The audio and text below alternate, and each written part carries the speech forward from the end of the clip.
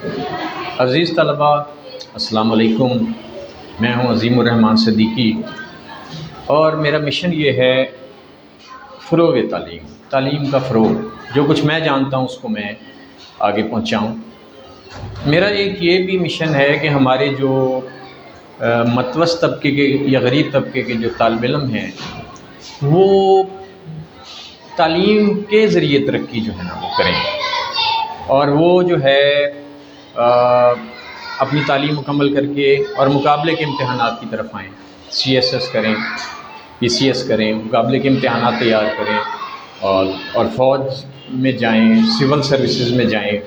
اب اس کے لیے یہ ہے کہ چونکہ ہمارے غریب بچے یا متوسط طبقے کے جو طالب علم ہیں ان کو بہت ساری چیزوں کا علم نہیں، اور نہ ہی اتنے وسائل ہیں کہ بڑی اکیڈمیز میں پڑھ سکیں، داخلہ لے سکیں، یا بہت ساری ان کے پاس کتابیں ہوں، لائبریریاں ہوں، یا ایسا ماحول ہو۔ تو اس کے لیے میں نے یہ شروع کیا ہے ایک پروگرام کہ بچوں کو ہم ان کے ذہن بنائیں گے، بے شک وہ بچے چھوٹے ہوں یا ابھی فرسٹ ایئر سیکنڈ ایئر میں ہوں، ان بچوں کے لیے ایک پروگرام ہم شروع کر رہے ہیں ان کی ذہن سازی کے لیے۔ تو اسی پروگرام کی ایک کڑی ہے پاکستان کی تاریخ، ہسٹری آف پاکستان۔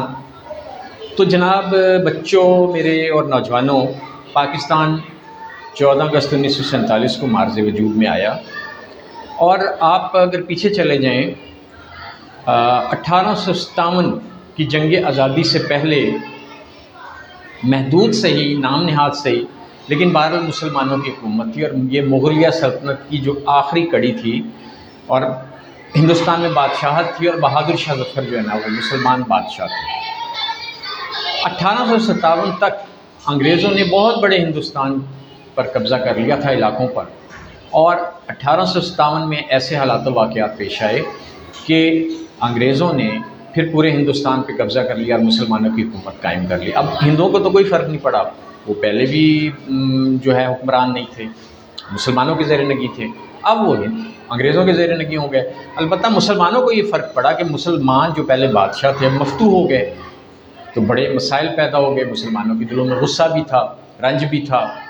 تو اس لیے جناب ہوا یہ کہ جب انگریز غالب آ گئے تو مسلمانوں نے ظاہر ان کو اپنا دشمن سمجھا، اور اس سے یہ ہوا کہ مسلمان جو ہے نا جی وہ تنزلی کا، زوال کا شکار ہوتے چلے گئے، سیاسی حوالے سے، معاشی حوالے سے، تعلیمی حوالے سے، اور ہندو جو ہے وہ ابھرتے چلے گئے۔ اب ایسے میں محسوس یہ ہو رہا تھا کہ مسلمان بالکل زوال کا شکار ہو جائیں گے، اور خاص طور پہ جو قوم تعلیمی حوالوں سے زوال کا شکار ہو جائے پھر کبھی ترقی نہیں کر سکتی۔ اب ایسے میں کیا ہوا، ٹھیک ہے نا جی، یہ جو ہے نا جی میں پھر آپ کو اب یہاں تک آپ اس کو سمجھیں، اس کو قسط نمبر 1 سمجھیں۔ انشاءاللہ یہ سلسلہ جاری رہے گا، آپ اس کو اپنائیں، اس پروگرام کو۔ انشاءاللہ ہم اسی پروگرام کے تحت آپ کا ذہن اس طرح بنائیں گے کہ آپ کو اسلامی تاریخ، ہماری قومی تاریخ، انٹرنیشنل تاریخ، اور اس طرح کا آپ کو گائیڈ لائن دی جائے کہ آہستہ آہستہ آپ خود حالات کا تجزیہ کرنے کے قابل ہو جائیں گے۔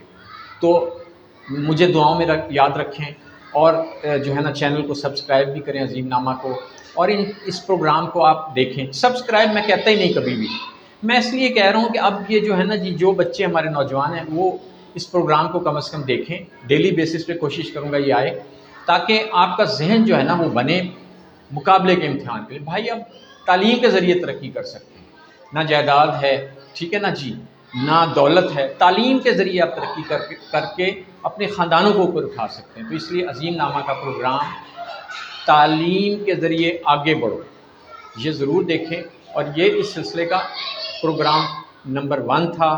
میں دیکھوں گا کہ آپ اس سلسلے میں کیا اپنی رائے کا اظہار کرتے ہیں۔ آپ کا بہت